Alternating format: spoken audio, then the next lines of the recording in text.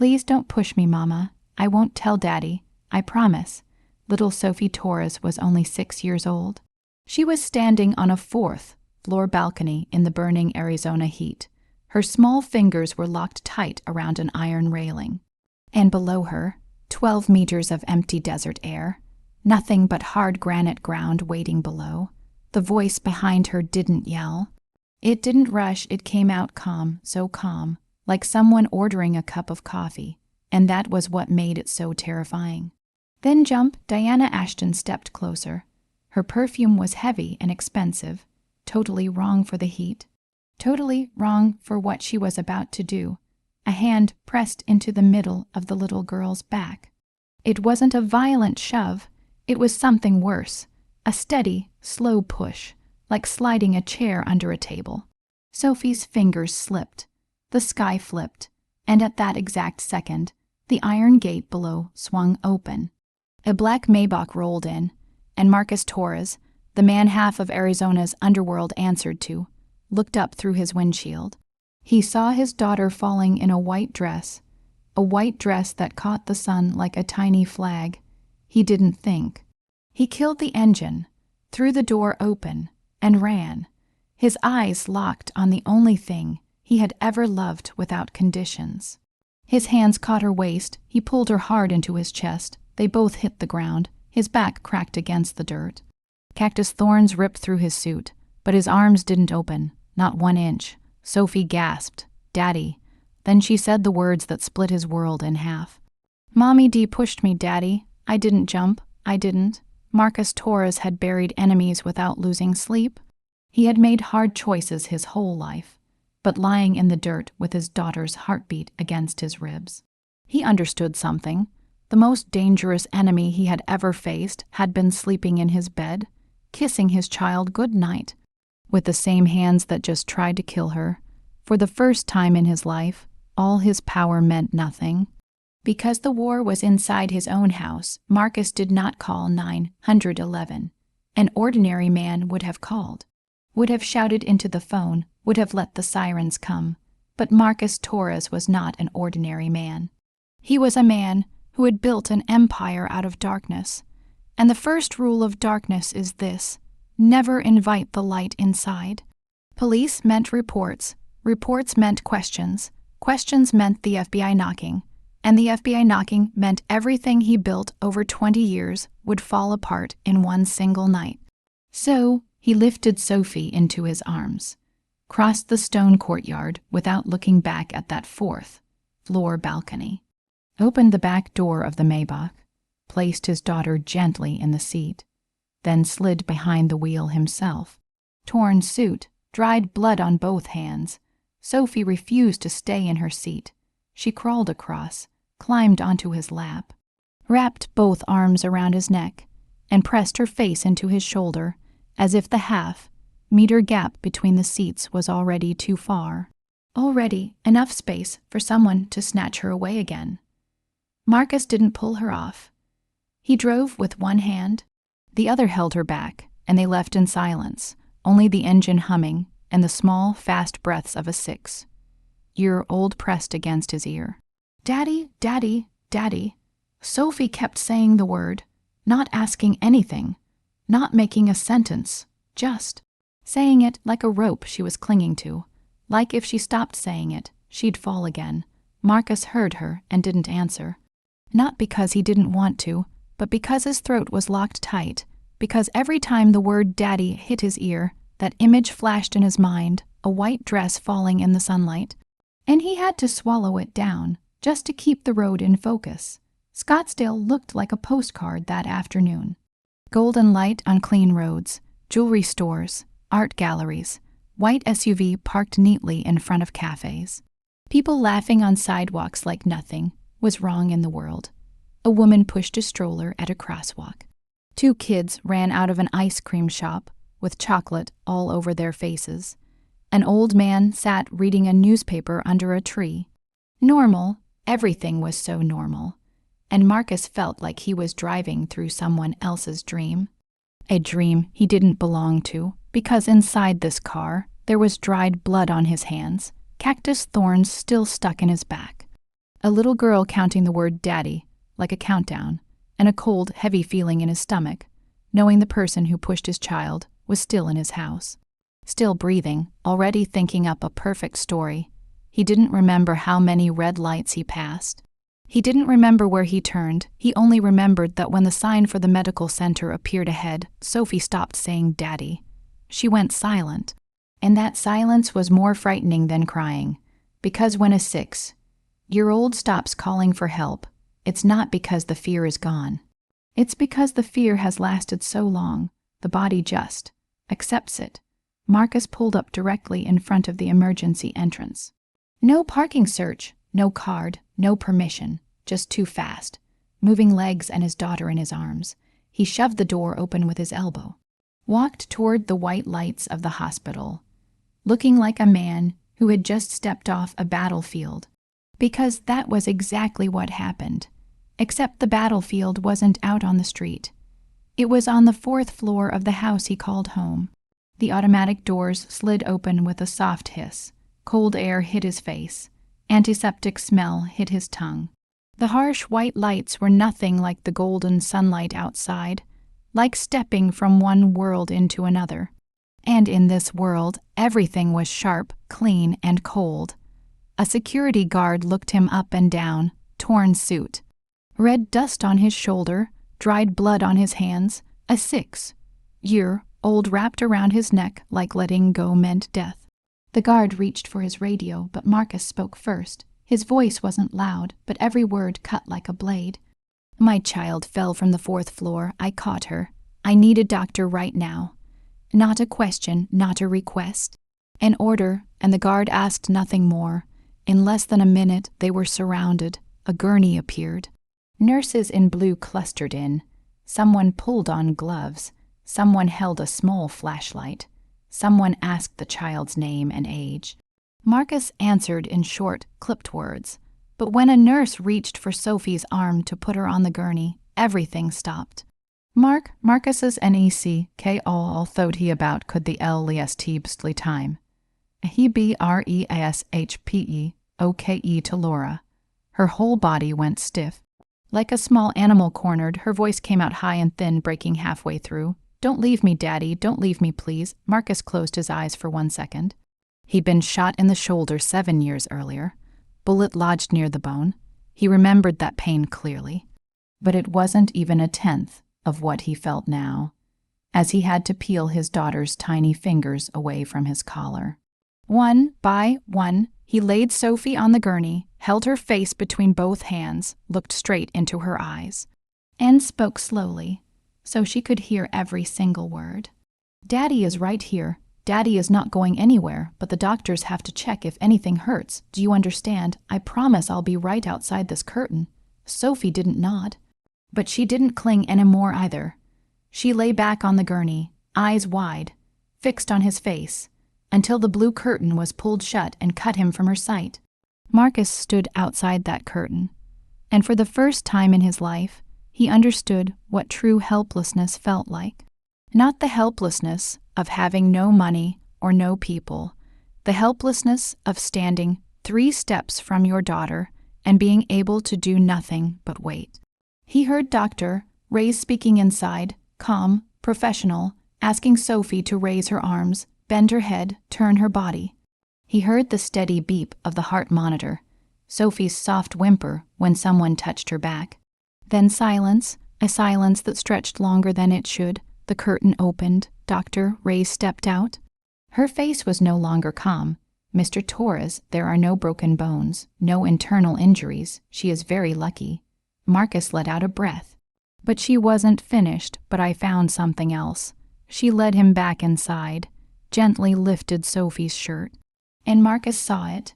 In the middle of his daughter's back, just below her shoulder blade, was a dark bruise. In the clear, unmistakable shape of an adult hand, 5 fingers, defined as if printed onto her skin. Fresh, new, no more than a few hours old.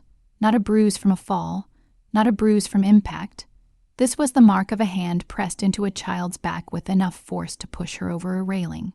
Dr. Ray's continued, her voice lower but without hesitation. Under Arizona law, I am required to make a mandatory report to Child Protective Services. I don't have the authority to overlook this evidence, no matter who you are. Marcus didn't look at her. He was looking at the bruise. The handprint on Sophie's back was smaller than his slender fingers. A narrow palm, a woman's hand, a hand he knew exactly who it belonged to. The anger didn't explode. There was no shouting, no fist against the wall. It sank, slow, cold, heavy, like ink dropped into water, spreading through his chest and settling at the bottom. This was the anger of a man who didn't solve problems with emotion, but with silence, with planning. Exact moment, Sophie's, and then bed. Strikes. He turned to Doctor, Reyes, and said just one thing. Do what you need to do, but give me time with my daughter first. Then he sat beside the gurney, took Sophie's hand, and said nothing more. But in his mind, another war had already begun. A war without guns or territory, with only one man, one child, and an enemy already on her way to this hospital, wearing fake red eyes and a perfectly rehearsed story. Diana arrived at the hospital 23 minutes after Marcus, and she arrived with a performance so perfect that anyone who didn't know the truth would have wanted to hold her and cry with her. Her eyes were red, not the red of someone who just finished crying, the red of someone who cried the entire drive. The lower lids wet.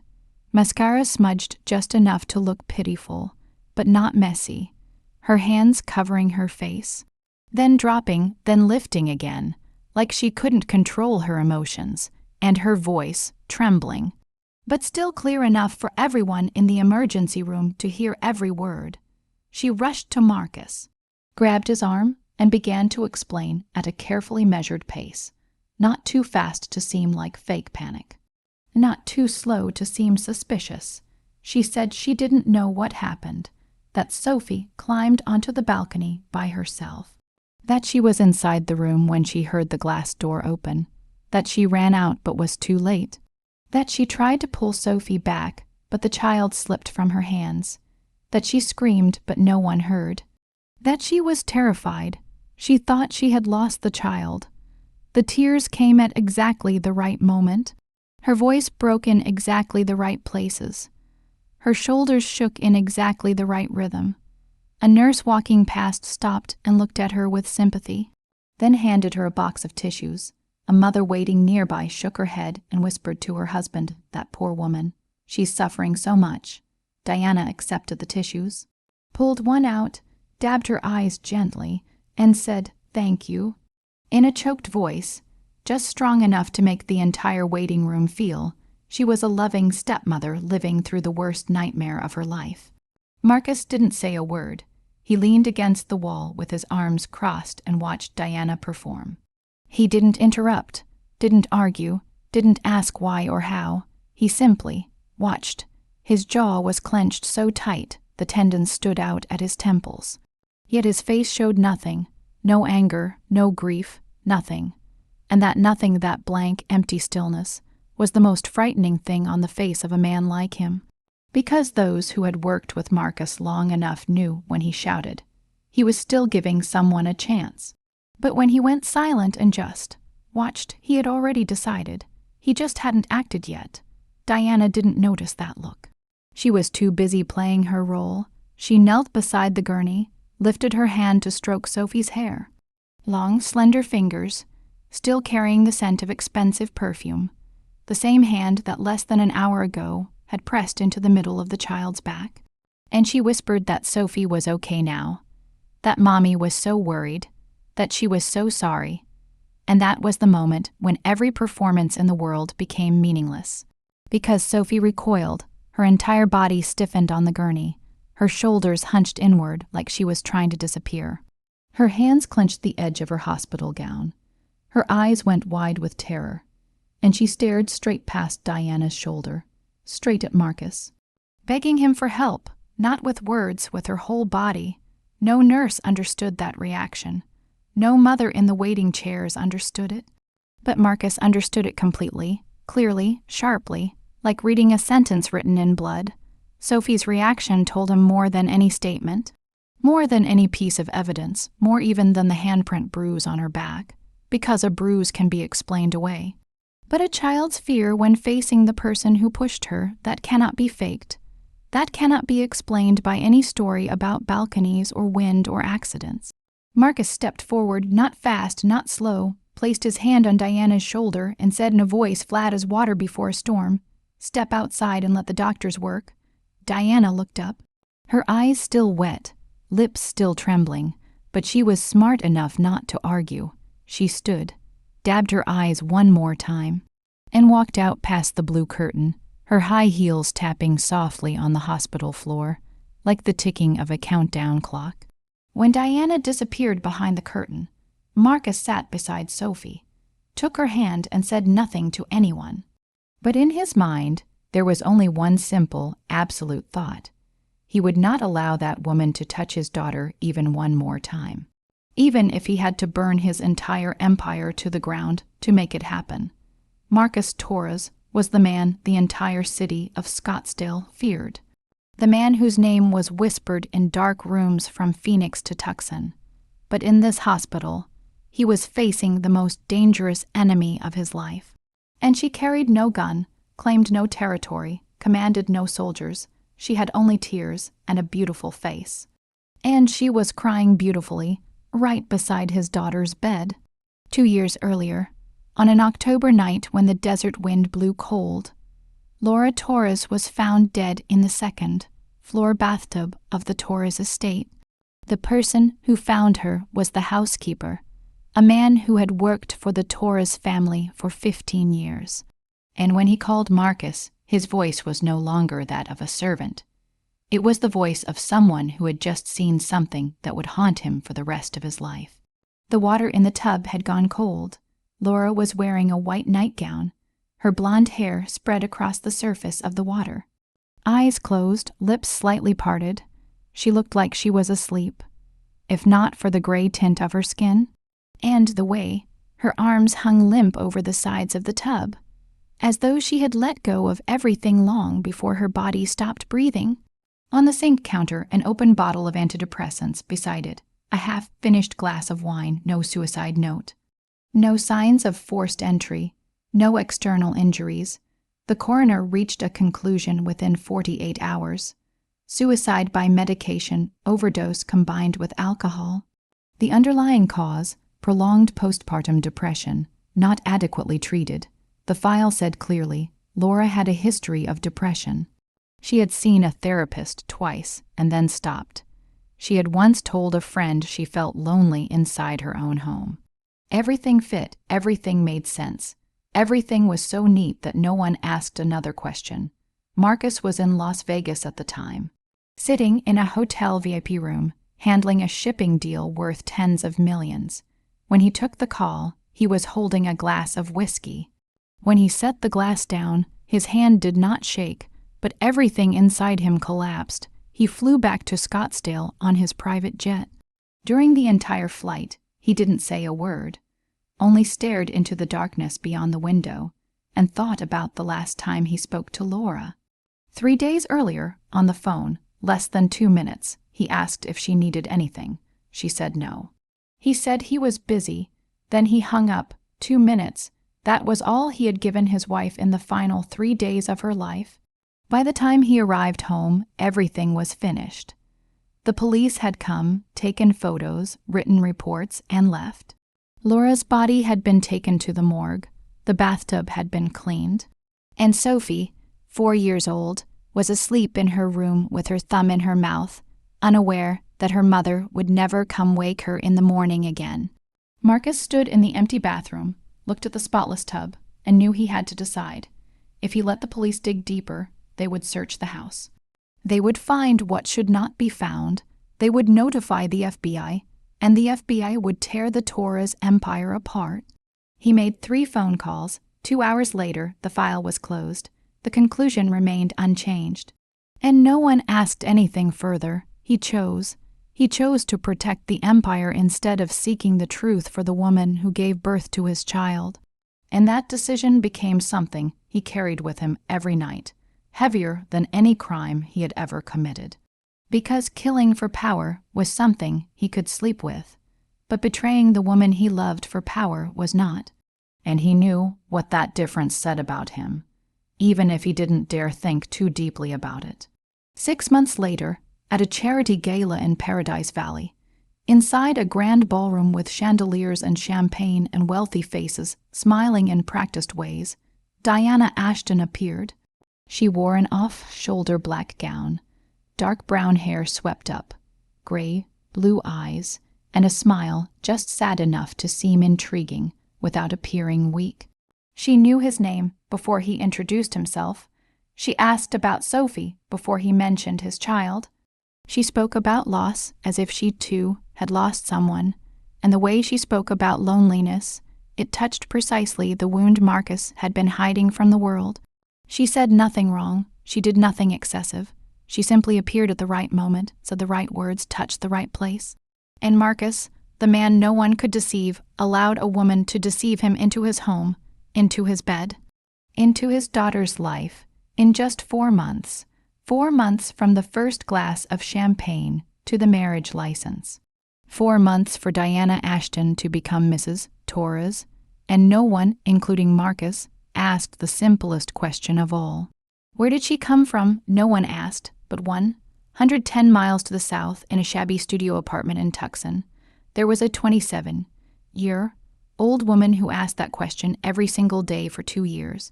Brielle Lawson had no mansion, no Maybach, no empire. She had a 15-square-meter room on the 3rd floor of an old building 2 blocks from Speedway Boulevard.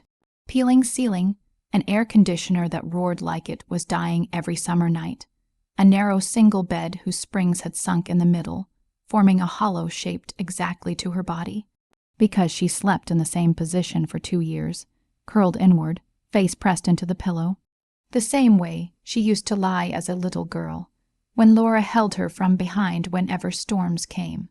Laura was everything Belle had. Their parents died on the highway when Belle was 8 and Laura was 17. And 18, Wheeler losing control at 3 in the morning, both girls asleep in the back seat, waking up in a hospital with a nurse telling them their parents didn't make it. Belle doesn't remember clearly what happened after that, but she remembers one thing, Laura's hand holding hers. From the hospital to the funeral home to the social services office to the first foster house, that hand never let go. Not once at 17, Laura petitioned for guardianship of her little sister, worked part-time at Walmart, finished her GED at night, raised Belle on instant noodles and love and the stubborn resolve of a young girl who refused to let the system separate them. Belle grew up on that sacrifice. She knew every meal on the table was an extra shift her sister worked. Every new book in her backpack was a meal her sister skipped, and she swore to herself when she grew up she would repay her sister by living a life that mattered. Then Laura met Marcus Torres. Belle didn't know who he was at first, only that her sister was in love with a wealthy man in Scottsdale and had moved into a house Laura described like a castle. The early phone calls were long and full of laughter. Stories about the baby Sophie on the way, then the calls grew shorter, then rarer. Then one day, Laura called, and her voice was different, lower, more tired, and she said, "Bri, he doesn't want me contacting family anymore. He says it's safer for me that way. I'm sorry." Belle asked what safer meant. Laura went silent, then she said she couldn't explain it. She just wanted Belle to know she still loved her. That was the last call. After that came silence. Belle called back dozens of times. The old number disconnected. The new number went unanswered. Emails bounced back. Letters sent to the Scottsdale estate returned unopened. She was cut off from her sister, like being cut off from oxygen, and she lived for 2 years not knowing what her niece looked like, not knowing if her sister was happy, knowing nothing at all, until the day she opened her phone and found a short line on a news website. The wife of businessman Marcus Torres has passed away at their residence, cause of death, suicide. Belle read that line in the break room of the diner where she worked as a waitress, surrounded by the smell of frying grease and the clatter of plates. And she didn't cry, she didn't breathe. She just sat there with the phone in her hand, the feeling that someone had drained all the blood from her body in a single second. She wasn't allowed to attend the funeral. She wasn't allowed to see her sister's face one last time. She wasn't allowed to hold Sophie and say, "Auntie is here." She was allowed nothing except a 17-word headline on a cracked phone screen. From that night on, Belle lived two lives. By day, carrying coffee and pancakes to customers at the diner on Speedway, smiling for tips, saying "have a great day" with empty eyes. By night, janitorial shift from 10 p.m. to 4 a.m. in an office building near the university, mopping floors, taking out trash, scrubbing toilets, then going home, opening her old laptop, and beginning her own investigation. She wasn't a detective, wasn't a lawyer, didn't have money to hire anyone, only free Wi-Fi from the cafe downstairs and the stubbornness she inherited from her sister. She started with Diana Ashton, the woman who appeared in Marcus's life 6 months after Laura died. She searched social media, public records, archived court pages, and she found the first crack. Diana Ashton didn't exist before 2018. No birth record, no school history, no credit trail, nothing, as if she had appeared from nowhere. Belle dug deeper. She found a small article in Portland, Oregon, about a woman named Vivian Cole who married a real estate developer, then vanished after he died in a household accident. She found a court record in Miami about a woman named Catherine Wells who married a casino owner. The casino went bankrupt. The man died of alcohol poisoning. Catherine Wells disappeared with his life insurance money. 2 women, 2 cities, 2 wealthy men who died under circumstances ruled accidental or self-inflicted.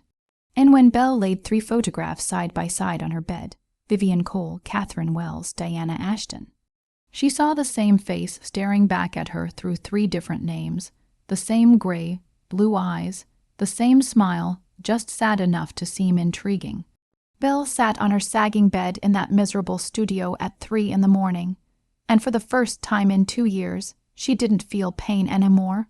She felt something else, something sharper than pain, colder than pain, clearer than pain. She knew Diana had killed her sister, and she knew exactly what she was going to do next. It took her 3 months to prepare.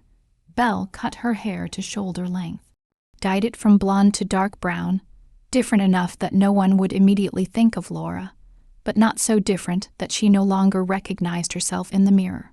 She used the name Belle Carter, kept her first name because she was used to responding when someone called Belle, but changed her last name because Lawson was a direct thread leading straight back to Laura, and she couldn't allow that thread to be exposed before the right moment.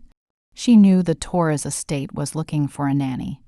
She had tracked everything related to that house for 2 years, and she knew Diana had fired 4 nannies within 12 months, the first after 3 weeks, the second after 6 weeks, the third after 10 days, the fourth in less than a week.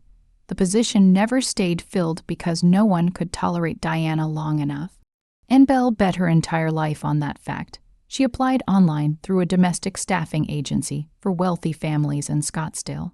She attached a fabricated profile that had taken 2 months to build, using real childcare courses she had taken in Tucson, a real CPR certification, real first aid credentials, and 3 reference letters from families she had genuinely babysat for on the side, clean enough to pass screening, modest enough not to raise suspicion. 2 weeks later, she got an email. Interview scheduled. That morning, Belle drove her 2009 Honda Civic, over 200,000 miles on it from Tucson to Scottsdale. And when the car climbed the hill leading toward Torres estate, she had to pull over. Her hands were shaking too badly to hold the steering wheel. The mansion appeared behind iron gates like something that didn't belong to this world. White limestone walls glaring under the morning sun, palm trees standing motionless along the driveway, a granite courtyard so vast her footsteps echoed like she was walking through an empty cathedral. Everything was beautiful, everything was expensive, everything was cold. Belle stepped through the heavy wooden doors and immediately felt the atmosphere inside. Not the chill of air conditioning, a different kind of cold, the kind without laughter, without the smell of food, without any sign that a 6-year-old child lived there. No toys on the floor, no drawings on the walls, no small shoes by the door. As if the house had swallowed everything belonging to childhood and replaced it with lifeless perfection. Diana interviewed her in the living room, seated in a white leather armchair, legs crossed, a teacup in her hand, asking each question in a sweet voice while her gray-blue eyes swept sharply from head to toe over Belle, as if measuring whether the woman in front of her was a threat. She asked about experience, about reasons for wanting to be a nanny, about family, and when she asked about family, Belle delivered the answer she had prepared. Voice flat with just enough sadness. "I have no family left. My parents died early. My sister passed away, too." Diana nodded with a look of faint sympathy that Belle recognized immediately, because she had studied enough interviews and social media images of this woman to memorize every expression.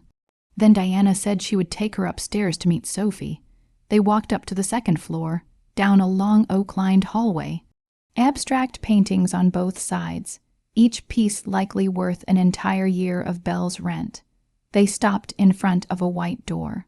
Diana opened it and called inside in a voice so sweet it sounded false. "Sophie, come say hello to the new nanny." The room was large, but bare. White child's bed, white cabinets, white curtains, sterile in its cleanliness. And in the corner, a 6-year-old girl sat on the floor with a box of colored pencils and a blank sheet of paper.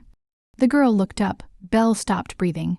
Sophie's blue eyes were Laura's eyes, not similar, identical. The same ocean blue with gray at the edges. The same slight tilt of the head when looking up. The same naturally long, curved lashes Laura had always been proud of. And when Sophie pressed her lips together and looked at Belle with cautious fear, Belle realized that even that tight-lipped expression belonged to Laura. And she had to bite the inside of her cheek hard to keep from crying on the spot, because she was seeing her sister alive again in a 6-year-old child, curled into the corner of an empty room, as if no one in this house truly belonged to her. Sophie didn't greet her. She only looked at Belle, then down at the paper, then back at Belle. And in that look was the same question she had asked the 4 nannies before. "You're going to leave too, aren't you?" Diana told Sophie to say hello and not be rude, but Belle did something none of the previous nannies had done. She didn't stand above her looking down, didn't bend to pat her head, didn't say hello in a fake, sweet adult voice. She sat down on the floor right beside Sophie, said nothing, picked a blue pencil from the box, and began to draw on the blank paper. She drew a house, then a tree, then a smiling sun. Sophie watched Belle's hand move without speaking, but after a moment she shifted closer, then closer still, then picked up a yellow pencil and drew a flower beside Belle's tree. Neither of them spoke, but what happened on that sheet of paper was larger than words. And when Belle glanced over and saw Sophie pressing her lips together in concentration, with an expression identical to Laura as a child, Belle understood something. She hadn't come here only to find evidence, not only to avenge her sister. She had come to protect the last remaining piece of Laura left in this world. And that piece was sitting beside her on the cold floor, drawing a yellow flower with a tiny hand, and trusting her without yet knowing who she was. The yellow flower on that sheet of paper became the first brick. And in the weeks that followed, Belle laid down each additional brick slowly, patiently, without rushing, because she understood that the trust of a child who had been abandoned 4 times could not be rebuilt with promises, only with repeated presence, until the child stopped counting down the days until she would disappear. On the first morning, Belle woke at 5 a.m., went down to the kitchen while the entire mansion still slept, and made pancakes, not ordinary pancakes, smiley face pancakes, 2 banana slices for eyes, a curved line of strawberry sauce for a mouth, a blueberry for a nose. Exactly the recipe Laura had made for her every Sunday morning, when the two sisters lived in a small Tucson apartment. When Laura was 18, and being both mother and sister at the same time, and never complained once, Belle set the plate on the kitchen table when Sophie came down. Hair messy, eyes heavy with sleep, and the little girl stopped at the doorway, staring at the plate as if it were something impossible. She sat, ate slowly, said nothing, but she finished every single bite. And it was the first morning in a long time that Sophie didn't leave food untouched. On the second morning, Belle cooked again. On the third morning, the same. By the fourth morning, Sophie came down earlier than usual and sat waiting in her chair, and Belle knew the second brick had been set. In the evenings, when Sophie lay in bed and Belle sat beside her reading, she began to sing the lullaby Laura had sung to her every night. An old song with no name that even Laura could not remember learning. Perhaps from their mother, perhaps from their grandmother, perhaps from somewhere even farther back than memory. A simple melody, only a few notes repeating, yet enough to carry a frightened child into sleep. Belle sang softly, her voice not beautiful but steady, and Sophie lay still listening, eyes open. Not asleep, but no longer afraid. And near the end of the song, she suddenly whispered, "How do you know that song?" Belle swallowed her tears before answering, swallowed the knot in her throat, and the image of Laura sitting on a bed singing this same song to her when she was 8 and had just lost her parents. Then she replied in the calmest voice she could manage, "Someone very special taught me, a long time ago." Sophie didn't ask who. She simply closed her eyes and slept. But one of her hands held onto Belle's finger and didn't let go all night. The first real moment happened in the second week. Belle was holding Sophie's old stuffed bear, using a deep voice to make it talk. Having the bear ask silly questions like, "What day is it today? I am a bear, I cannot count, who will teach me?"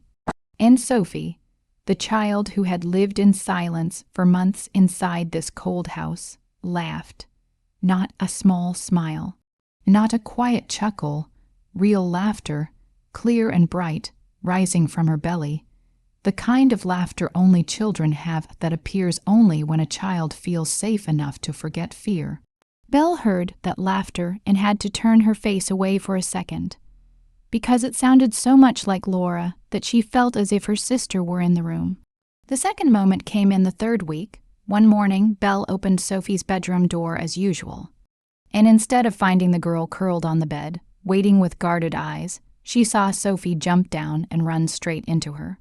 Wrapping her arms around Belle's waist, pressing her face into her stomach, and saying, "Morning, Miss Bry." Those two words were short and ordinary, yet it was the first time Sophie had reached out to someone not out of fear, but out of desire, and Belle stood there holding the niece who didn't know she was her niece, feeling those small arms tighten around her waist, and she thought, "This is the reason I am still alive." The third moment arrived in the fifth week. Belle was tidying Sophie's room when she noticed a new drawing on the desk. In the previous weeks, Sophie had drawn only one figure, a little girl standing alone in the middle of a vast white page. No house, no tree, no one else, but today's drawing had 3 people. The tallest wore black, that was Daddy. The smallest wore a white dress, that was Sophie, and between them stood a figure holding both their hands. Brown hair, smiling with messy letters written beside it that read, "Miss Bry." Belle picked up the drawing, and this time she could not hold back. Tears fell onto the paper, landing directly on the crayon, colored hand of the figure in the middle, and she pressed the drawing to her chest as if holding a love letter written in colored wax, from the only child in the world she would willingly die for, the child Laura had given birth to, and whom she had sworn to protect at any cost, even if it meant using a false name, a false life, becoming someone else entirely, just to stand here in this cold white room, holding a drawing of 3 people, and knowing she had not arrived too late. Marcus Torres trusted no one. That was the first rule his father taught him, before his father was shot dead in a parking lot in South Phoenix when Marcus was 17. And that rule had kept him alive until 36. He didn't trust partners, didn't trust the police, didn't trust friends. And he especially didn't trust anyone who entered his home without being thoroughly checked. So when Belle Carter appeared and Sophie began to change, his first reaction was not gratitude. It was suspicion. He noticed every small detail. Sophie finished her breakfast instead of leaving it half-eaten. Sophie slept through the night instead of waking up crying at 3 a.m. Sophie spoke more, laughed more, ran faster down the hallways instead of keeping close to the walls, as if afraid of taking up too much space. The changes were obvious and positive, but to a man accustomed to a world where every good thing came with a price, the question wasn't why the child was happier. It was, what does this woman want? He checked the way he knew best, through cameras. Torres' estate had 46 security cameras covering every corner of the house, every hallway, every entrance. And Marcus had a habit of reviewing the footage every night before sleeping, not because he feared enemies outside, but because he had lived long enough to know the most dangerous enemy was always inside. The first night he reviewed Belle's footage, he saw ordinary things. She fed Sophie, read stories, cleaned the room. The second night was the same. By the fifth night, he saw something that made him stop and rewind. At 9:17 p.m., the camera in Sophie's room recorded the child jolting awake, crying, hands flailing in the dark, calling Daddy, while no one came because Marcus was downstairs in his study and didn't hear. But 30 seconds later, the door opened. And Belle stepped in, old sleepwear, hair messy, eyes heavy with sleep, yet her steps quick, as if she had been sleeping with one ear tuned to Sophie all along. She sat on the floor beside the bed, didn't turn on the light, pulled Sophie into her arms, wrapped both arms around her, and stayed there without moving for 47 minutes, until Sophie fell asleep again. Marcus watched that footage on his laptop screen, and he didn't know what he felt, only that something in his chest had grown heavier than before, and it wasn't suspicion. The first real moment happened on a Thursday night. Marcus came home close to 1 a.m. after a long meeting in Phoenix, walked into the kitchen in the dark to get water, and saw Belle standing at the stove, warming milk for Sophie. She hadn't turned on the kitchen lights. Only the pale blue glow from the open refrigerator cast a small pool of light. And in that light, Belle stood with brown hair falling over her shoulders, hands stirring milk in a small pot. Eyes lowered, and she looked as if she belonged in that kitchen, belonged in that house, in a way Marcus couldn't explain. She looked up when she heard his footsteps, the two of them facing each other in the dark. No words spoken, none needed, only 3 steps between them. Yet the space felt intimate in a way neither planned. The kind of intimacy that happens naturally when 2 people stand in a dark kitchen at 1 a.m. for the same reason. Caring about the same child, Belle spoke softly. Sophie had a nightmare. I'm making warm milk. Marcus nodded. The silence stretched longer than necessary.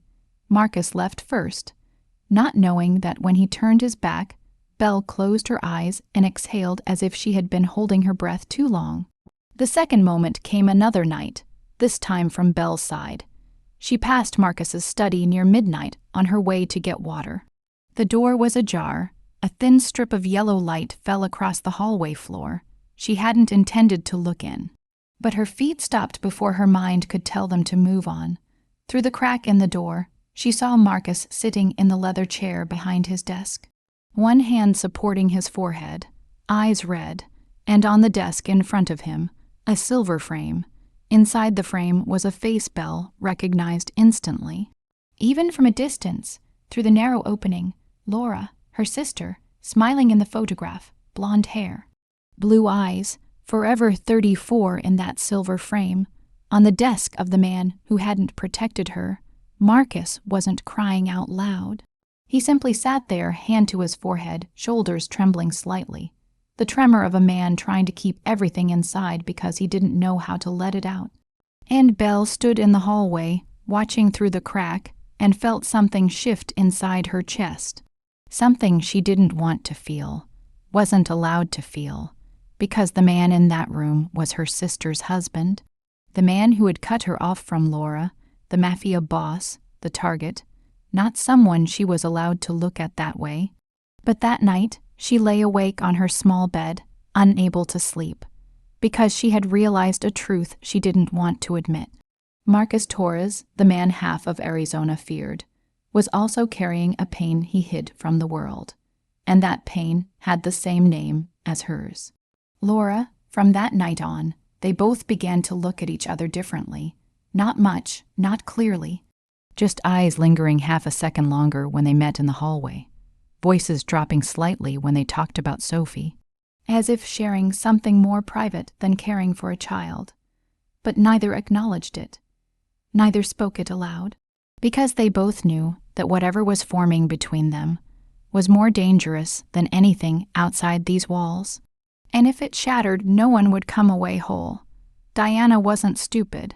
She wasn't stupid when she deceived 3 wealthy men in 3 different cities. And she wasn't stupid when she realized what was changing in this house. It wasn't Sophie. It was the way Marcus looked at the nanny. She saw it in small details that only a jealous woman knows how to read. Marcus asked about Sophie more often when he came home. But the question always started with, what did Belle say? Marcus paused longer at Sophie's bedroom door each night than before. Yet his eyes weren't on Sophie. They were on the young woman sitting beside the bed reading a story.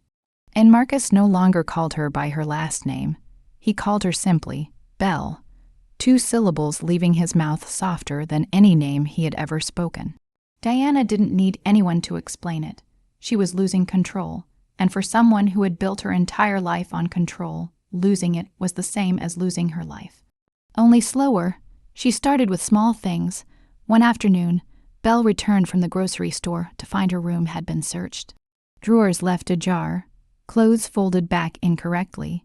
Her old laptop shifted a couple of inches from where she had left it, and the notebook she used for her investigation tucked at the bottom of her suitcase instead of in the jacket pocket where she always hid it.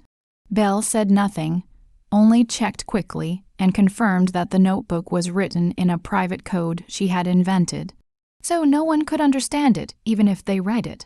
But her heart beat faster, because she knew Diana was looking for a reason to get rid of her. The following week, an expensive ceramic bowl from the kitchen cabinet shattered, and Diana told Marcus in a sweet, concerned voice that she had seen Belle washing dishes a bit carelessly, that she didn't want to speak badly of anyone, but the set was something she had bought in Italy. She just wanted him to know. Then Sophie's favorite toy disappeared, a small stuffed rabbit the child slept with every night, and Diana said perhaps Belle had thrown it away by mistake while cleaning. Her tone not accusatory, but worse sympathetic, the kind of sympathy that said, I don't blame her, but maybe she isn't careful enough for this job. Each time Diana spoke, Marcus listened without reacting, and Belle didn't know whether he believed her or not, but she didn't dare argue because arguing meant drawing attention. Attention meant scrutiny, and scrutiny meant her real identity could be exposed. But what Diana did to Belle was only a power game between adults. What she did to Sophie was what made Belle grind her teeth when no one was watching. When Marcus was at work and Belle was on another floor, Diana treated Sophie with a cruelty that left no visible marks. Cruelty with words and control, not hands. She spoke to Sophie in a low, cold voice, telling her that no one really wanted to stay here with her, that the nannies took Daddy's money and left, that she shouldn't cling. She locked Sophie inside the dark walk-in closet on the 3rd floor whenever the child cried or asked for Belle, shut the door, and told her to sit there quietly until she learned to obey. And the cruelest move, the one Belle didn't discover for 2 weeks, Diana threatened Sophie that if she told anyone anything, then Daddy would send Miss Bry away, and she would never see her again. Sophie believed her, the 6. Your old believed that silence was the only way to keep Belle there, and she endured everything without saying a word. Not to Belle, not to Marcus, not to anyone, because in the child's mind the calculation was simple. Pain could be endured, but losing Miss Bry couldn't. Belle realized it gradually. She noticed when Sophie flinched every time she heard Diana's heels clicking down the hallway. She noticed when Sophie always checked whether the closet door was open before entering her room. She noticed when one night Sophie spoke in her sleep, "I'm good now. Please don't lock me in. I won't tell anyone." Belle lay in her room listening to that sleep talk through the thin wall and bit into her pillow to keep from screaming, because the anger inside her then wasn't the kind that exploded. It was the kind that froze into something sharper than a blade. Yet she couldn't act, not yet, because she didn't have enough proof to trade for justice. And if she accused now with emotion instead of facts, Diana would turn it around, would play the victim, would cry beautifully, and Belle would be thrown out and lose Sophie forever, the same way she had lost Laura.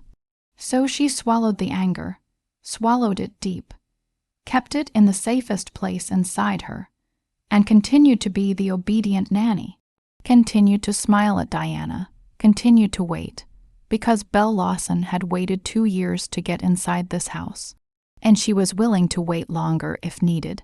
But when she finally moved, it would be once, and Diana wouldn't get another chance to perform. That day, Diana sent Belle out to shop, with an absurdly long list: scented candles from one store, organic towels from another, a specific tea only available at one small shop across the complex, a list designed to take at least 30 minutes going, 30 minutes returning, not counting the shopping itself, as if Diana had deliberately planned for Belle to be gone as long as possible. Belle drove off with the list on the passenger seat, but less than 10 minutes after turning onto Scottsdale Road, something tightened deep in her stomach. Not pain, not hunger, something she couldn't explain with reason, the feeling of wrongness, the feeling that something was happening and she should not be absent. Same kind of feeling Laura used to call a gut feeling. She would say, "Never ignore it, Bri. Your stomach knows before your head does." Belle turned the car around. She didn't call, didn't text. She simply made a U-turn at the intersection and pressed the gas back toward Torres estate, her heart beating faster with every mile. When she drove through the iron gates that were still open, she saw the black Maybach parked in the middle of the courtyard. Driver door wide open, engine still running, and on the lawn beside the desert flower beds, Marcus Torres lay on the ground, holding Sophie against his chest. Belle slammed the brakes so hard the tires screeched across the granite. She jumped out without turning off the engine, ran across the courtyard, and when she got close enough to see clearly, her legs nearly gave way. Blood on Marcus's hands, cactus spines embedded in the back of his jacket, red dirt everywhere, and Sophie curled into his chest, trembling, eyes shut, fingers clutching his shirt, as if letting go meant death. Belle dropped to her knees and did the one thing she couldn't control. She wrapped Sophie from the other side, both arms around the child's back, face buried in her niece's hair. And she cried, not quiet tears, uncontrolled sobbing, the kind that rises from deep in your body and breaks out as sound before you can stop it. Because when she saw Sophie shaking in her father's arms, there was only one image in her mind: Laura lying in the bathtub, eyes closed, blonde hair floating on the water, and she understood that her sister may have died the same way, not by her own hand, but by the hand of the same woman, and Sophie had almost followed her mother, because Belle had not been here to stop it. Marcus watched Belle cry, and for the first time he saw something that didn't fit. A caring nanny would worry, would ask questions, would call for an ambulance, but she wouldn't cry like this, not this, shattered from the inside kind of crying. The crying of someone who had almost lost something of their own flesh and blood. And in his mind, a question began to form, though he didn't ask it yet. Because at that moment, Sophie mattered more than any question. At the hospital, Belle sat outside the emergency room on a green plastic chair under fluorescent lights, hands clenched tightly on her thighs, knuckles white, and she heard everything from behind the curtain without anyone knowing she heard. She heard the doctor talk about a hand-shaped bruise, heard about mandatory reporting, heard Marcus's silence like the stillness before a storm. And every word she heard was another bullet fired into her chest, because she knew whose hand it was. But she couldn't say it yet. Then Diana arrived. Belle heard the heels before she saw the woman. The steady clicking on the hospital floor she had memorized after weeks in the same house. And when Diana rounded the corner with fake red eyes and her hand covering her face, Belle saw it. On Diana's left wrist, just beneath the lifted sleeve, was a thin silver bracelet. Belle knew that bracelet. She knew it because she had held it 19 years earlier, when Laura was 17, and bought it with her first paycheck from Walmart. A cheap silver bracelet engraved with the initials L. L for Laura Lawson. She gave it to Belle on her 8th birthday, telling her, "Whenever you miss me, look at the bracelet." Belle wore it for 5 years, then gave it back to Laura on her wedding day, saying, "You take it, because now you need to remember me more than I need to remember you." And Laura had cried, put it on, and never took it off again. That bracelet should have been in Laura's jewelry box, or buried with her, or anywhere except on the wrist of the woman walking into the hospital with false tears. Belle felt the hallway tilt. Fluorescent lights blur, the floor sway beneath her feet. She reached out to brace herself against the wall to keep from collapsing as her entire body tried to give in. She bit her lip until it bled to stay silent, pressed her back against the cold wall to stay upright, and watched Diana pass by without looking at her, walking straight into Sophie's room to continue playing the loving stepmother, with Belle's sister's bracelet glinting on her wrist under the hospital lights. When Diana disappeared behind the curtain, Belle stood alone in the hallway. And for the first time since she began her investigation, she no longer believed, she knew. She knew Diana was involved in Laura's death. Not as suspicion, not as theory, but as certainty carried by the cheap silver bracelet engraved with the initials L. L. That no one else in this world would ever wear, now sitting on the killer's wrist like a trophy. After that night, Marcus called the only person he truly trusted besides himself. Daniel Kessler answered after 2 rings, and didn't ask why the call came at 3 in the morning, because 20 years of working with Marcus had taught him, when Marcus called at 3 a.m., no one asked why. They only asked what was needed.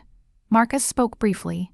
He needed Daniel to tear apart everything about Diana Ashton, from the day she was born to the minute she stepped into his house. He wanted to know everything, fast. Daniel didn't ask for reasons. Give me 48 hours. Daniel Kessler was 45 years old. A former DA agent who had gone undercover for 14 months inside a cartel before leaving federal service and becoming Marcus's right hand. Not for money, but because Marcus was the only man who pulled him out of the bottom of a whiskey bottle after his wife died of cancer, and the DA refused to grant him enough leave to stay with her in her final days. Daniel never forgot that debt, and when Marcus needed him, he used everything he had. A network of former colleagues in the DA, the FBI, the marshals. People who still owed him favors from his undercover years. People willing to open federal databases in the middle of the night if Daniel called with the right tone. 48 hours later, Daniel sat in Marcus's study, holding a USB drive with the face of a man who had just seen something that made him want to shower. Diana Ashton didn't exist before 2018, he said flatly, like reading a report. Before that, she was Catherine Wells in Miami. Before that, Vivian Cole in Portland. There might be more names. I haven't traced them all yet. Daniel opened his laptop and went through the files. Portland, Vivian Cole married a real estate developer named Gregory Hart. 10 months later, he died after falling down the stairs in his home near midnight. The coroner ruled it an accident. Vivian inherited $1, $8 million in life insurance, and disappeared within 2 weeks. Miami. Catherine Wells married a casino owner named Albert Fain. 8 months later, the casino went bankrupt after a series of investment decisions that later showed signs of internal manipulation. Fain died of alcohol poisoning 3 months after the bankruptcy. Catherine disappeared with the insurance pay out and offshore accounts Fain had transferred into her name before his death. 2 men, 2 cities, 2 deaths ruled accidental, the same face under 3 different names. Marcus listened and said nothing for a long minute, his face frozen in the expression Daniel knew. was the most dangerous of all. Absolute calm. That same night, downstairs, Belle was running her own investigation. She waited until 2 a.m., when Diana had taken her usual sleeping pill, and Marcus was still in his study. Then she slipped down to the basement via the staff staircase. The basement of Torres' estate was as large as the entire first floor, a vast wine cellar, a recreation room, a screening room, but Belle wasn't there for any of that.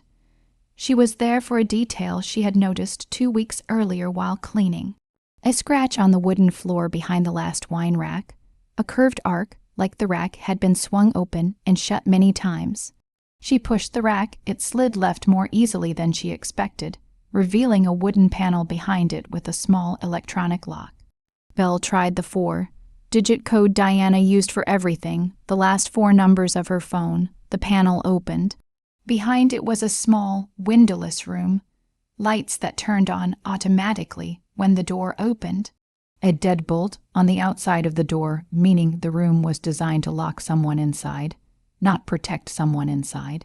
A small camera mounted on the ceiling, connected to a private system, separate from Marcus's 46 security cameras. And a small wall safe that also used 4 digits. Same code, it opened. 3 U.S. passports, 3 different names, Vivian Cole.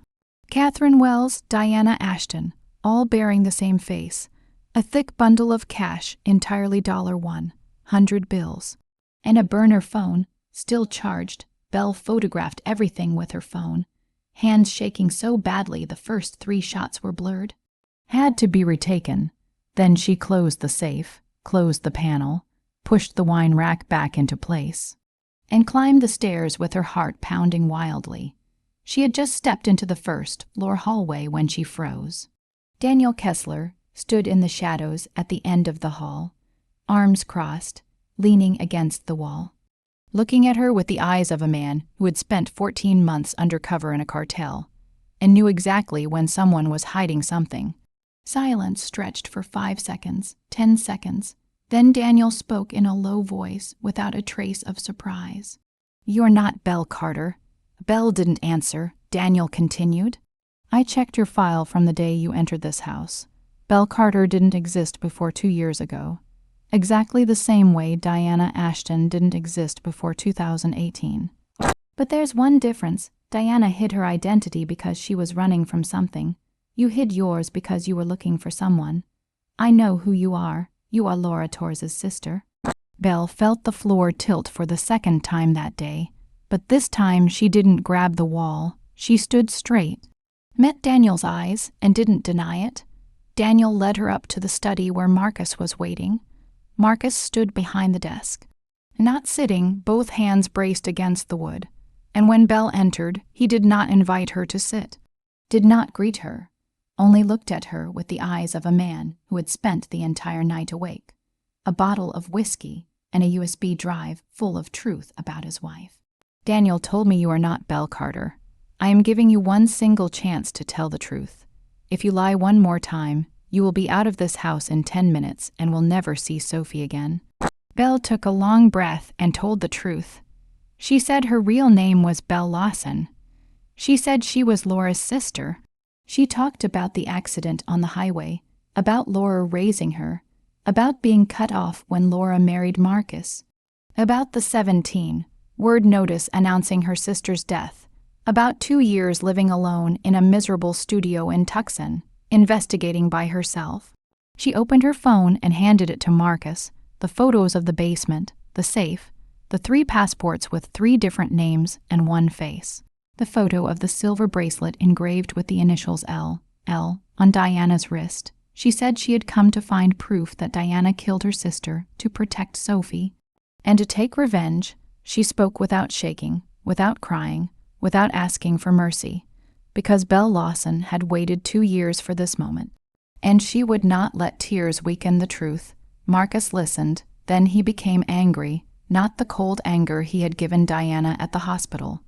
Hot anger, real anger, the anger of a man betrayed by something he had never guarded against. He said she had deceived him. That she had infiltrated his house, used a false name, approached his daughter with lies, exploited the trust of a 6-year-old child. Bell did not argue because everything he said was true. He continued that Sophie called her Miss Bry, that Sophie hugged her every morning, that Sophie drew her in pictures, and she had come to the child with deception.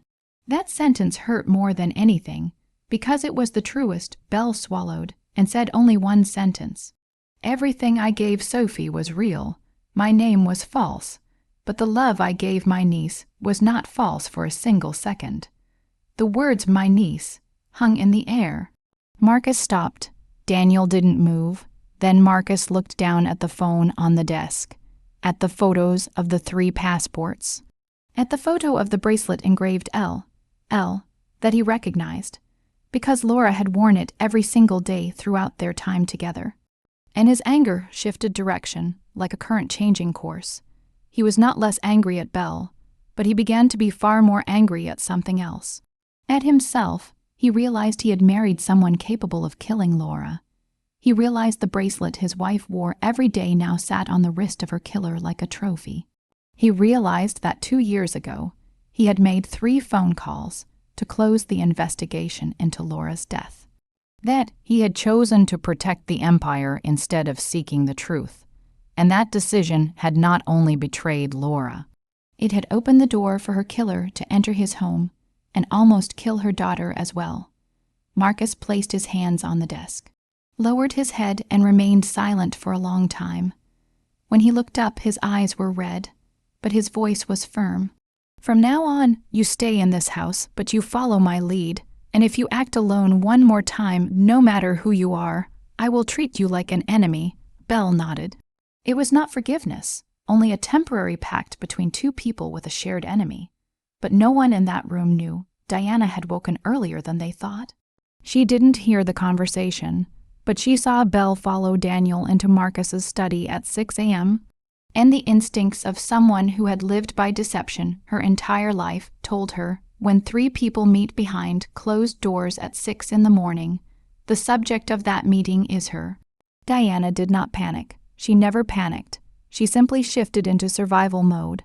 She retrieved a spare burner phone hidden in the lining of her shoe in the closet and called a man named Frank Malone, someone she had hired back in Miami, someone who did dirty work without asking why. She told Frank she needed eyes on the nanny, 24 hours a day, 7 days a week, where she went, what she did, who she met. She wanted to know everything. 2 days later, Frank sent Diana a photo taken with a long lens. Belle and Sophie sitting on a swing at a local park, Sophie laughing, Belle pushing the swing, golden afternoon light. The 2 of them looking as if they belonged together. Attached was a short message from Frank, done. Diana looked at the photo and sent back a single line to a different number, an unknown number, straight to Belle's phone. Careful now. Belle received the message at 10 p.m. while sitting beside Sophie's bed, looking at the photo of herself and Sophie taken from afar, and she understood. The game had moved into a new phase. That same night, Diana called Harrison Prescott, a 55-year-old attorney who specialized in defending Phoenix's elite. The man who had helped her escape a civil lawsuit in Miami without anyone knowing. Diana spoke plainly. If Marcus touched her, she would hand everything she knew about the Torres empire to the FBI. The transport routes, the list of partners, the offshore accounts, all of it, and he would die in federal prison. Harrison asked what she wanted. Diana said, money, freedom, and a new identity. After a brief silence, she added, if they didn't give her those things, she would drag everything down with her.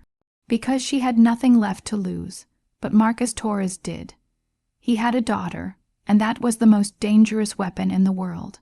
Not guns, not money, but the thing people are most afraid to lose. Diana didn't wait. She never waited. Because waiting was a privilege for people who still had something to lose. And Diana had lived her entire life by one simple rule. When a door is about to close, you run before it shuts. And if necessary, you drag along whatever is most valuable to use as a hostage. That morning, Belle left the house at 9 a.m. to meet Daniel at a cafe on Camelback Road, according to the plan Marcus had arranged. The purpose: cross-check evidence and prepare a file for the attorney. Belle went reluctantly because she didn't want to leave Sophie. But Marcus said he would stay home, and Daniel needed her to confirm several basement details that only she knew. Diana watched Belle drive out through the gate from the second-floor window and waited exactly 15 minutes, just long enough for the old Honda Civic to disappear completely onto Scottsdale Road. Then she acted. She went up to Sophie's room. The child was sitting on the floor drawing. Diana opened the door and said in the sweet voice Sophie had learned to fear, "Come with Mommy. I'm taking you out to have fun." Sophie didn't move. She looked up with those blue eyes, just like Laura's, and shook her head, not speaking, just shaking it. Because 6 years old was old enough to know when sweetness was a trap, Diana had no time for resistance. She grabbed Sophie's wrist and pulled her to her feet. Sophie cried out in pain and tried to pull free. But Diana was stronger and dragged her down the back service stairs, the stairs used by staff, the stairs without cameras. Because Marcus never thought an enemy would use the servant's way, Sophie began to cry, not loudly.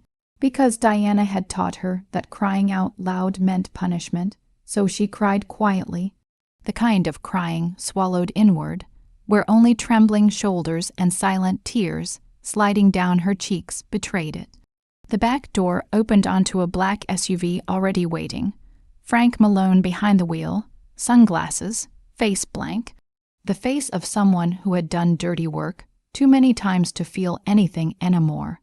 Diana shoved Sophie into the back seat. Sophie kicked and struggled, calling Daddy, calling Miss Bry. But Diana pressed her down and said in a voice that sounded sweet on the surface, but was still underneath, "Mommy's taking you on a trip, sweetie. Sit still now. Everything will be fine." Frank pulled the vehicle out through the west service gate, the gate used for food deliveries. The gate without a guard because Diana had arranged for the guard assigned there to take the day off, with an envelope of cash left on his desk the night before. The SUV hit the road and vanished into traffic in less than 3 minutes. Marcus discovered Sophie was gone at 9:45. When he went up to her room after a work call ended early, the room was empty, colored pencils scattered on the floor, a half-finished drawing on the desk, Sophie's shoes still on the rack, but her everyday sandals were gone. He called her name, got no answer, called louder, his voice echoing down the empty hallway, answered only by silence. He checked the cameras, all functioning normally, except the back service stairs, which showed nothing, because Diana had disabled them the night before using the remote for the separate camera system she had installed in the basement. Marcus understood in 3 seconds. 3 seconds were all he needed to move from shock to absolute calm. The kind of calm a man had when war began and emotion became a luxury that couldn't exist. He called Daniel first. Voice flat, like reading a phone number. "Sophie's gone. Diana took her. Find her now." Then he made more calls. And within 10 minutes, the entire Torres network was fully awake. Every operative in Phoenix, Scottsdale, Temp, Mesa, activated. 2 contacts inside Scottsdale PD began sweeping traffic cameras on every major route out of the city. One of Marcus's private technicians hacked into the state traffic camera system within 15 minutes. Diana's phone already powered off. Frank Malone's phone last pinged on Interstate 10, heading toward Phoenix. Marcus stood in the middle of the living room with the phone pressed to his ear, staring out the window without blinking. And in that moment, he was no longer a father. He was Marcus Torres, the man half of Arizona feared, and he would use everything that half of Arizona feared to find his daughter, even if he had to turn over every stone in the Sonoran Desert. Belle arrived home 12 minutes after Daniel's call. She jumped out of the car before it fully stopped, ran through the front door, and the instant she saw Marcus standing in the living room with a look she had never seen on his face, she knew before he spoke. "Sophie." Belle felt all the blood drain to her legs. The edges of the world blur, but she didn't faint. Because she wasn't allowed to faint. Because Sophie was out there, and every second she stood here was another second. The child was farther away.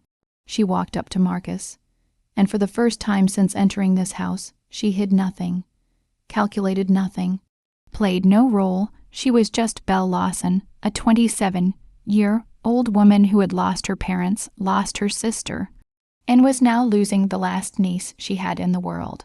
She looked into Marcus's eyes with tears streaming, and said in a voice that broke halfway through, "That's my niece, please find her." The first 4 words were the truth she had hidden for months. The last 2 were a plea she had never made to anyone, because Belle Lawson hadn't begged for anything since the day Laura taught her to stand on her own 2 feet. But today she begged, because Sophie was worth laying everything down. Pride, plans, vengeance. Marcus looked at her.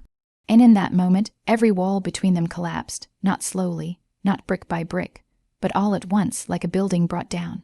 Because in that sentence, Marcus didn't hear a nanny, didn't hear an infiltrator, didn't hear a stranger. He heard an aunt losing her child. He heard blood calling to blood. And he heard the one thing he, a Mafia boss who lived on suspicion, had searched for in Belle from the first day and hadn't found until now. Truth without calculation, he said briefly, his voice not soft but not cold. "I will find her, and when I do, you and I will talk for real." Then he turned away, picked up his phone, and became the thing Diana should have feared from the beginning, but had been too arrogant to fear. A father looking for his child. Daniel found them in 2 hours and 7 minutes. The final ping from Frank Malone's phone led to an abandoned industrial zone near South Mountain, south of Phoenix. Old warehouses from the early 2000s construction boom, standing still under the desert sun like concrete ghosts. Rusted metal doors, parking lots overrun with weeds and plastic bottles. The kind of place no one went unless they wanted to hide something or hide someone. Daniel confirmed the black SUV parked along the side of warehouse number 7. Through a small drone camera, he launched from his vehicle half a mile away. And he called Marcus in a voice clipped like code. "South Mountain Industrial, Warehouse 7, 1 vehicle, 2 adults, 1 child, Frank's armed." Marcus arrived in 14 minutes, blowing past every speed limit on the interstate. His network had already ensured no police unit on that stretch would stop the Maybach for the next hour. He parked 100 meters from the warehouse and stepped out dressed in black, no suit, no tie, just a rolled sleeve shirt. He didn't bother changing because there was no time for anything except his daughter. Daniel moved beside him, handgun holstered under his jacket, eyes scanning the area with the habit of a man who had survived 14 months inside a cartel.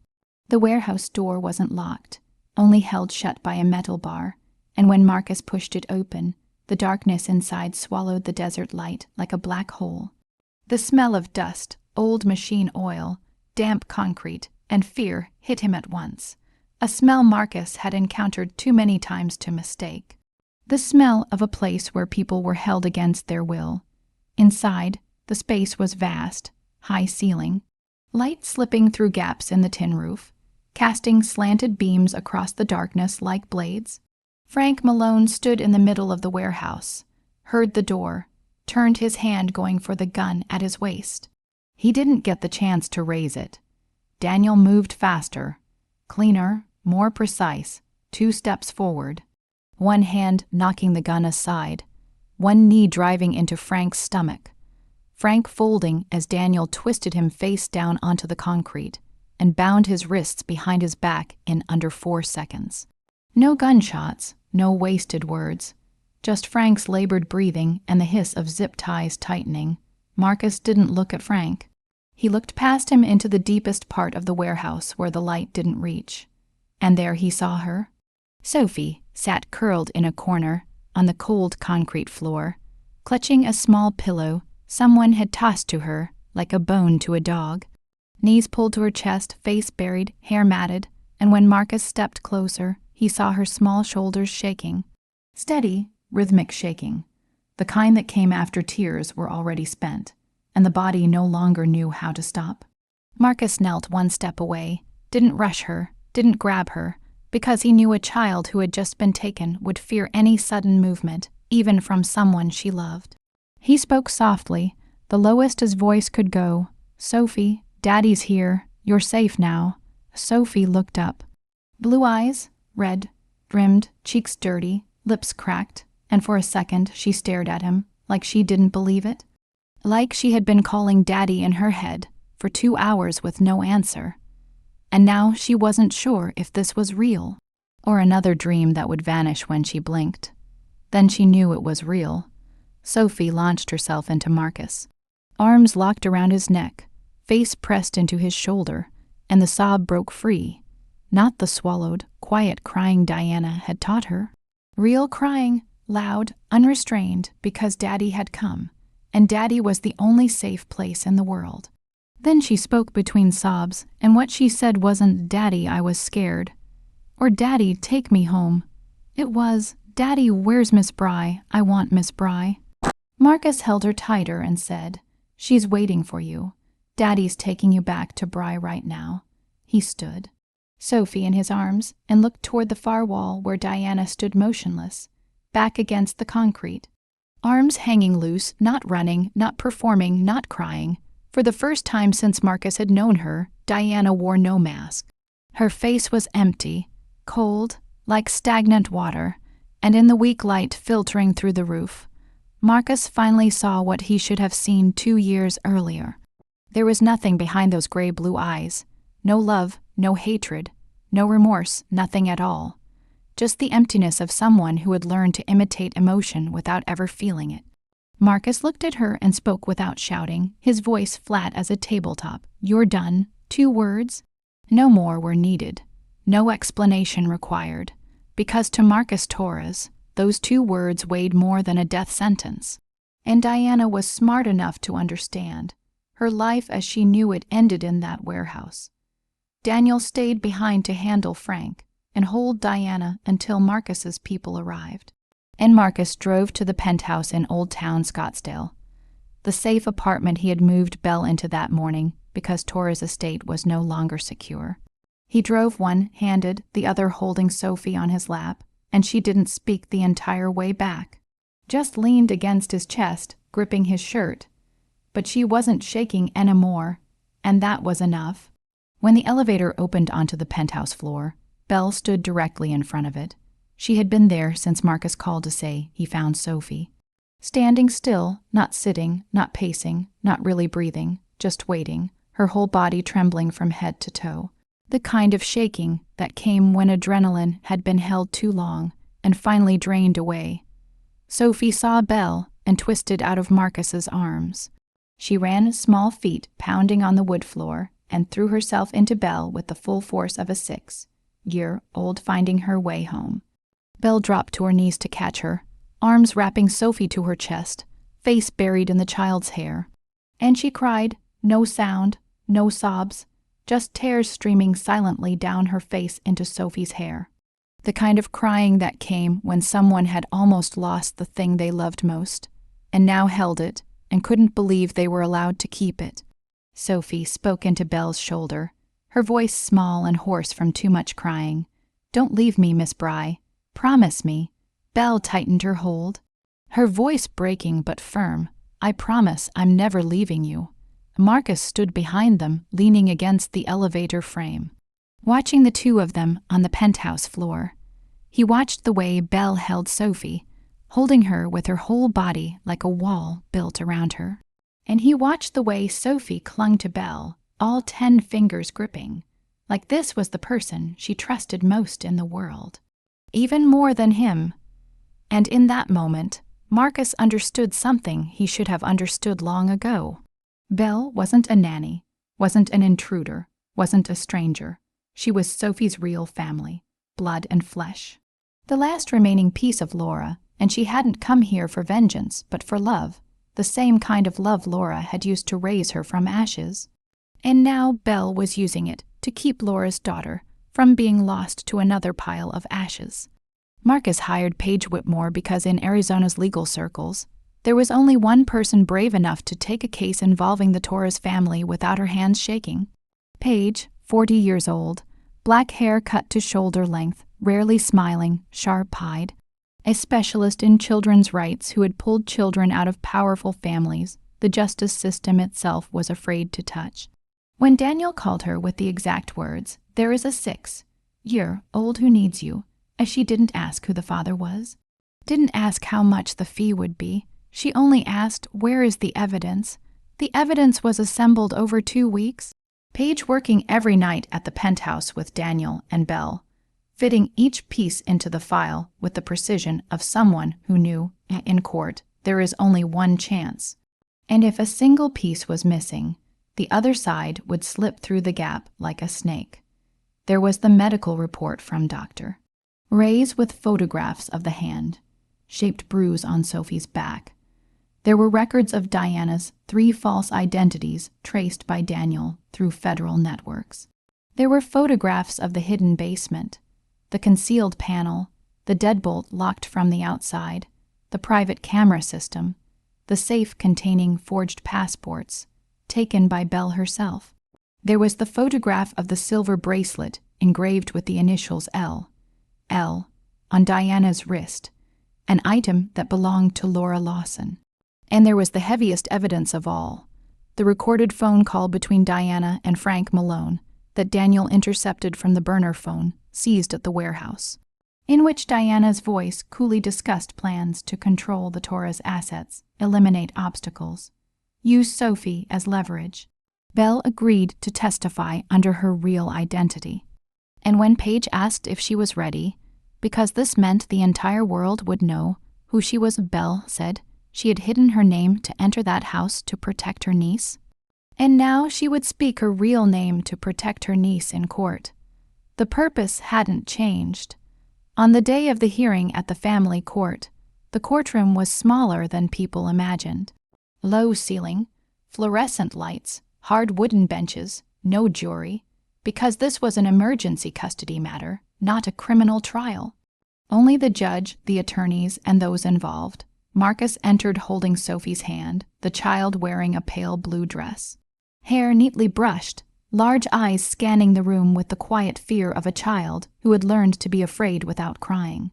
Belle walked beside them, gripping her document folder. Daniel stood behind, expressionless, eyes sweeping the room by reflex.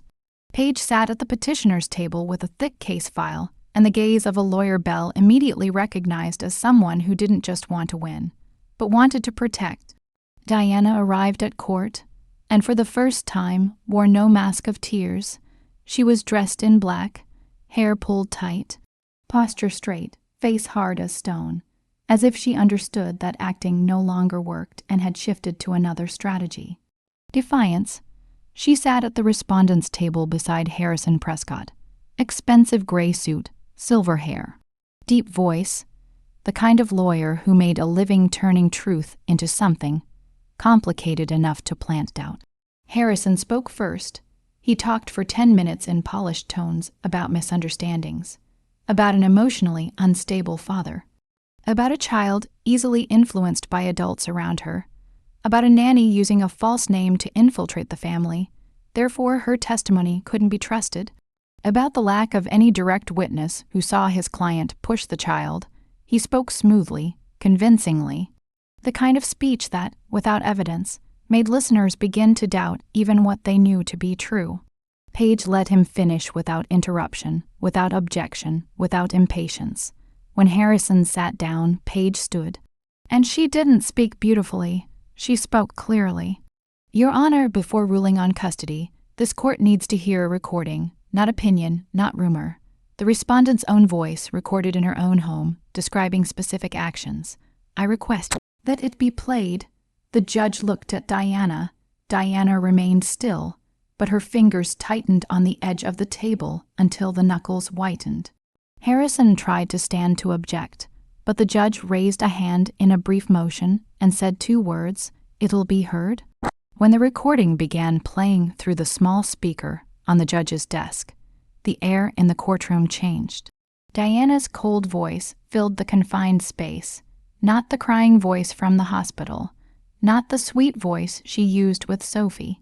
Her real voice, the voice without an audience speaking to Frank about control, about eliminate, about leverage, about how to use the Torres assets, about how to keep the child as a shield. Each sentence dropping into the room like stones thrown into still water. There was no shouting in the recording.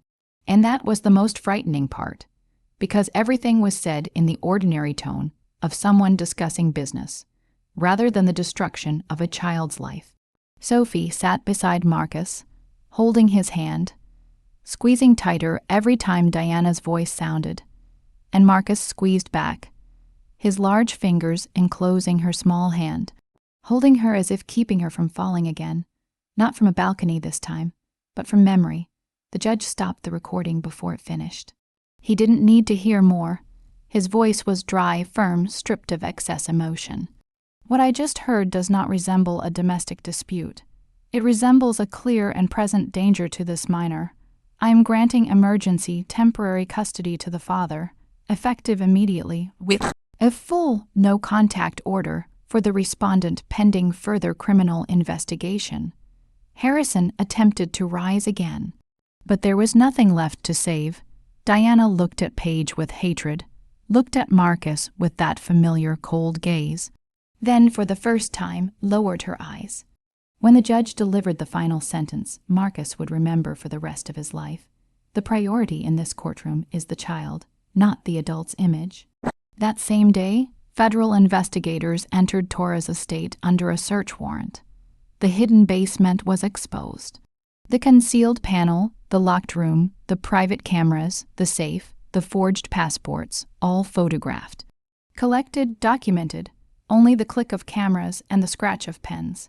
The mansion was sealed, yellow police tape wrapped around the iron gates.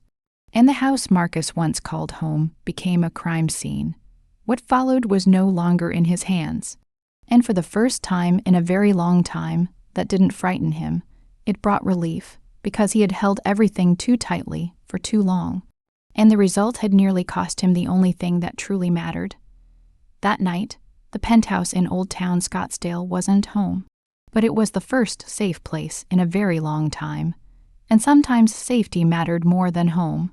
The penthouse sat on the top floor of a building Marcus had bought with cash 3 years earlier under a shell company name. No paperwork leading back to Torres.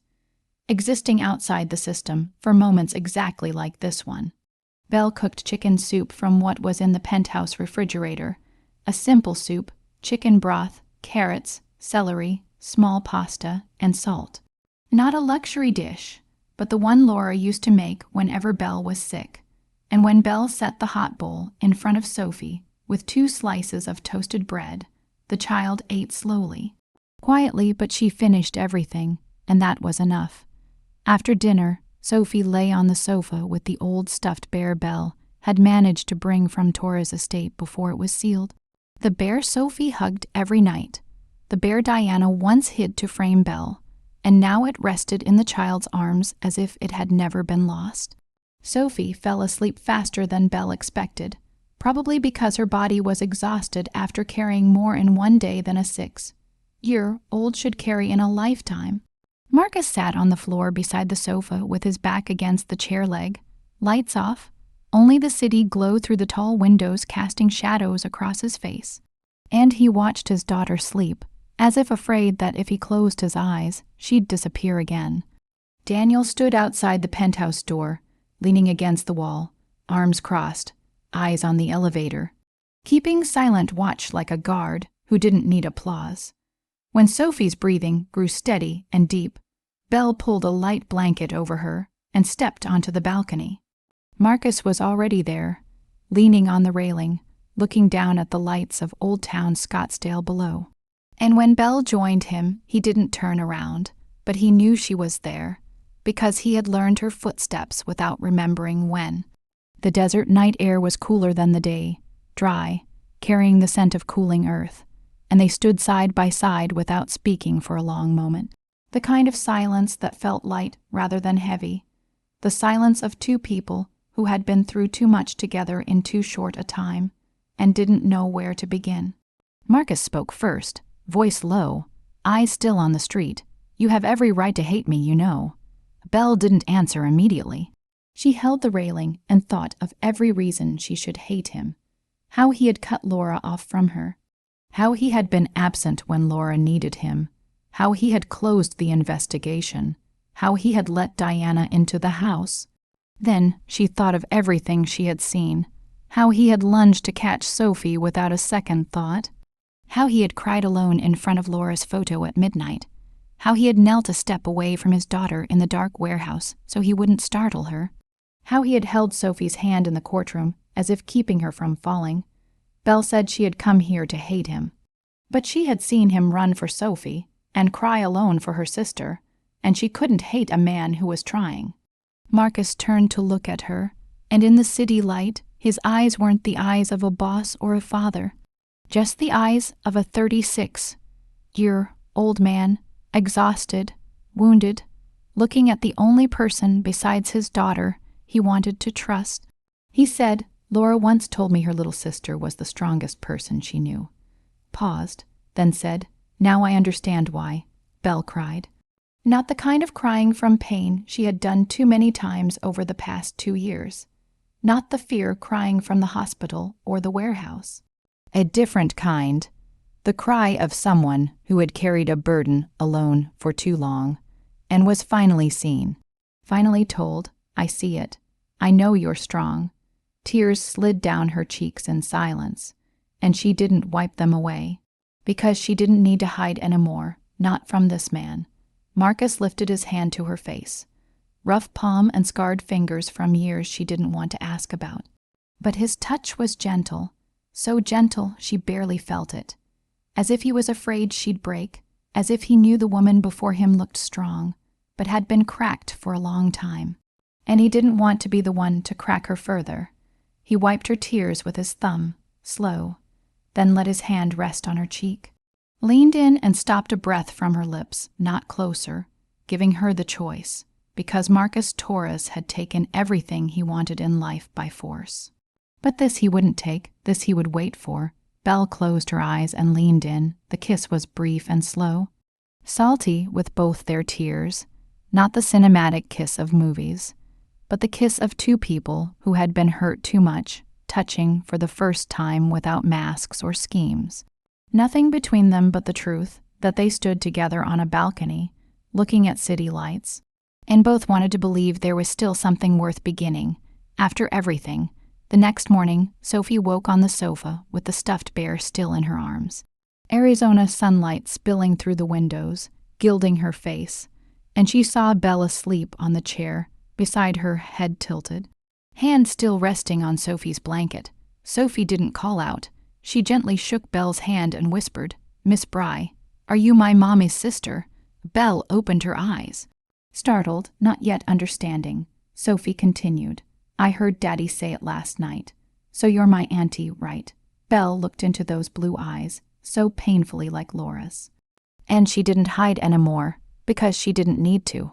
She pulled Sophie into her arms, crying and laughing at the same time. The kind of laugh that only came when joy and grief arrived together. And she said, "Yes, baby. I'm your mom's little sister. I'm your Auntie Bry." Sophie hugged Belle's neck tight with the strength of a 6-year-old, realizing for the first time she wasn't as alone as she thought. That someone in the world shared her mother's blood, and that person had been here all along. And she whispered into Belle's shoulder, "Don't ever leave. Pinky promise." Belle held out her pinky. Sophie hooked her tiny finger around it, and they squeezed, light but firm. The kind of promise only children and those who truly loved them understood was more sacred than any contract. Several months passed, and everything changed, not fast, not loudly, not through one single dramatic decision, but through small days laid side by side like bricks, slow yet steady. Sophie began attending child therapy 3 sessions a week, at a small clinic in Scottsdale with a pediatric psychologist Paige recommended, not because the child was broken, but because she deserved to learn that fear had a name, and once fear had a name, it couldn't rule her anymore, because knowing how to name what frightened you was the first step to standing up to it. Marcus went to therapy too, and for the first time in 36 years of living, he sat in front of a stranger and told the truth about himself. Not Marcus Torres the boss, not Marcus Torres the powerful man, but simply Marcus, a father who had been absent too long, a husband who hadn't protected his wife, a man who had chosen an empire over the truth and now lived with that choice every night. In every session, the same idea returned, like a light hammer tapping the most tender place. Power couldn't replace presence. Money couldn't buy back lost time, and the only thing that could repair the past was action in the present. Marcus slowly withdrew from the underground world, not through speeches or announcements, but by handing each operation en route to Daniel one by one with a clear instruction. Legalize it or shut it down, no third option. Daniel didn't ask why, because he knew why. He had seen Marcus hold Sophie on the warehouse floor and understood that some things changed a person. Not through logic, but through a moment, and that moment had already arrived. New routines formed. Every morning, Marcus woke before Sophie, went to the kitchen, and even though he couldn't make smiley face pancakes like Belle, he could pour milk, cut fruit, and sit at the table waiting for his daughter to come down. And when Sophie came down and saw her father already there each morning, she stopped checking to see if he would disappear. Because he didn't disappear, he was there today and tomorrow and the day after that. He drove Sophie to school. He picked her up, he sat by her bed reading at night, and he didn't go out after she fell asleep anymore. Belle stayed not as a nanny, not as Belle Carter, but as Belle Lawson, her aunt by blood family. Someone who belonged here by blood and by choice. After the seal was lifted, Torres' estate was no longer home. And Marcus didn't want it to be home anymore, because every wall held a memory he wanted to leave behind. With Paige's help and a nonprofit specializing in domestic abuse, he converted the mansion into a support center for abused children. And when it came time to name it, Sophie didn't hesitate for a second, her voice clear and steady, looking straight ahead. Laura's Haven. She said it the way one placed a flower exactly where it belonged, without tears or trembling, with the certainty of a child who knew her mother deserved to be remembered by something living. Not just by a grave. The mansion changed, not through money, but through purpose. The living room became a group space. The basement turned into counseling rooms. More trees were planted in the yard for shade, and the once cold white walls now held children's drawings, bright with color. Of homes, of trees, of hands holding hands. Sophie brought her own drawing to hang in the main hallway. The picture of 3 people holding hands she had drawn months earlier. The one with Miss Bry standing in the middle. And when a new child arrived with fear in their eyes and shoulders hunched as if trying to disappear, Sophie didn't ask much, didn't say much. She simply sat beside that child and offered a colored pencil, because sometimes a pencil was a door.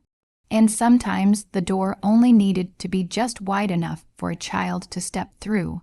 One late autumn day, Marcus drove Belle and Sophie to the cemetery in Scottsdale, where Laura rested beneath a simple granite headstone etched with her name and 2 dates. Sophie held white flowers, walked slowly across the grass, stopped before her mother's grave, and stood still for a long moment, as if waiting for the wind to stop so her words wouldn't be blown away. Then she spoke softly, the clear voice of a 6. You're old, speaking to the person she loved most. Hi, Mommy, we're okay now. Daddy's really here, and Auntie Bry is here too. Marcus knelt beside his daughter, one knee on the grass, placed his hand on the cold stone, and he didn't apologize with a long speech. He just told the truth. I failed you when you needed me most, but I won't fail our girl, never again.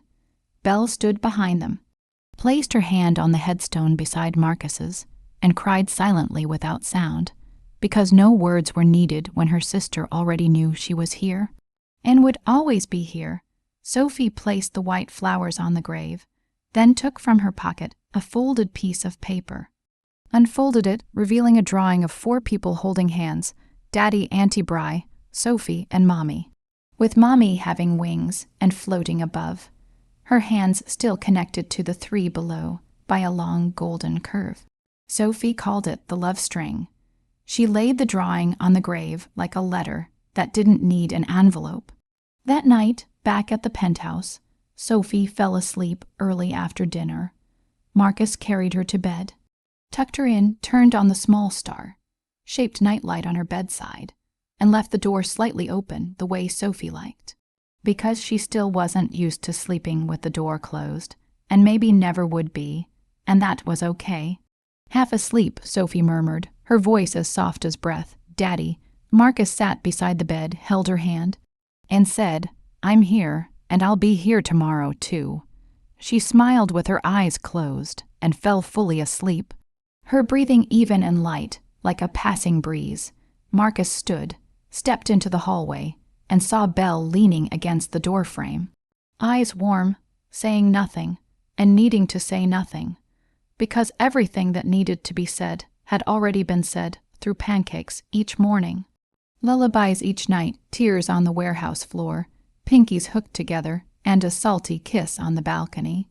Marcus walked over and took her hand, his large and rough, hers smaller but no weaker, and they stood in the dim hallway listening to Sophie's steady breathing through the cracked door, both understanding that love wasn't proven by one heroic moment in a crisis, but by presence, by patience, by time given every day, because time given sincerely was also the strongest protection there was. From this story came a clear and painful but necessary lesson. Love wasn't measured by promises, but by daily actions. Sometimes we believed that working nonstop was caring, that earning more money was protection, but real love lived in presence, in listening at the right moment, in looking into your child's eyes, in noticing small changes before they became tragedy. Children spoke truth through their hearts. And when a child was afraid, it should never be taken lightly, never delayed. Action was required. Listening was required. Protection was required. Family didn't need to be perfect. It only needed to be steadfast. And when someone had failed, when someone had been wrong, change was still possible, but only through action. Never through empty words,